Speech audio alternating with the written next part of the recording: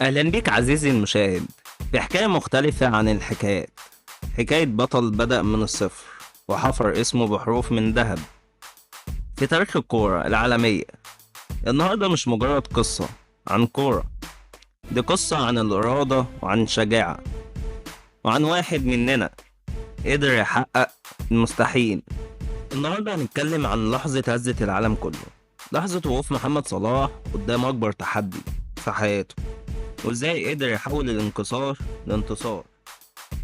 استعد لأنك على وشك تعيش معانا رحلة ملحمية.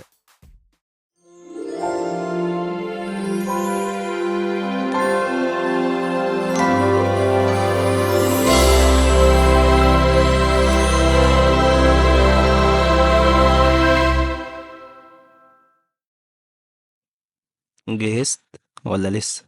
طب يلا بينا نبدأ الحكاية. في يوم من الأيام عزيزي المشاهد، في ليلة مفيش زيها، كان العالم كله مستني محمد صلاح يكتب صفحة جديدة في تاريخه الكروي. نهائي دوري أبطال أوروبا، ليفربول ضد ريال مدريد. كان الماتش مهم جدا، كل المصريين كان قلبهم هناك، كل المشجعين شايلين أمل في مو صلاح الملك المصري، يعني المعلم كده بالتأكيد.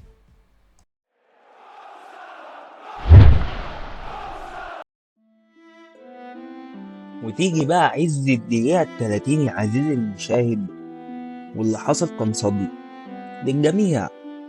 التحام قوي بين صلاح وراموس. صلاح وقع على كتفه والدنيا كلها حبست أنفاسها من هنا. هل هيكمل؟ هل هيفضل البطل اللي الناس مستنياه؟ علامة استفهام.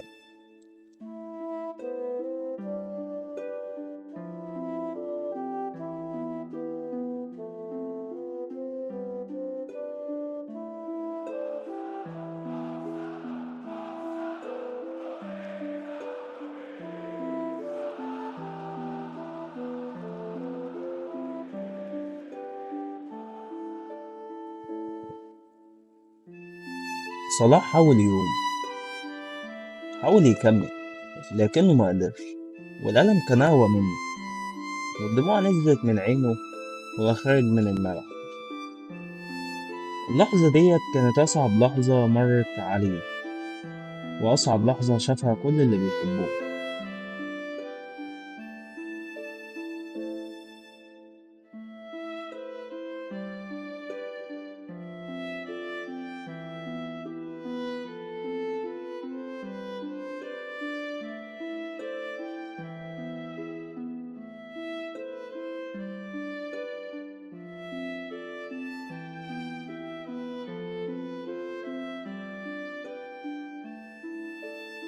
اللي انا عايز اقوله بس للناس ومن غير فلسفه يعني.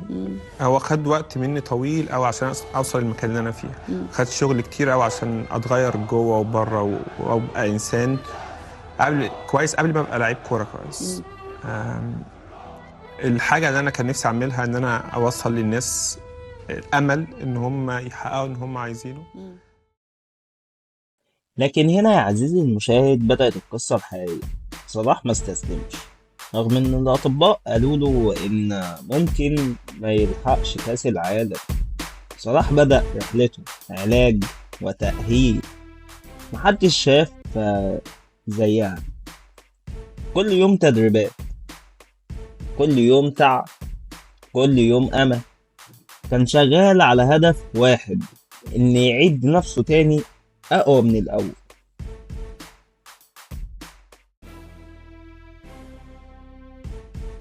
بعد ما صلاح اتعالج يا عزيزي المشاهد، وصلنا للمونديال والكل كان منتظر صلاح. أول مباراة كان لسه بيتعافى، لكن في المباراة التانية ضد روسيا نزل محمد صلاح وكل العيون عليه. صلاح راجع للملعب، الجمهور كله كان بيهتف باسمه والكل مستني المعجزة.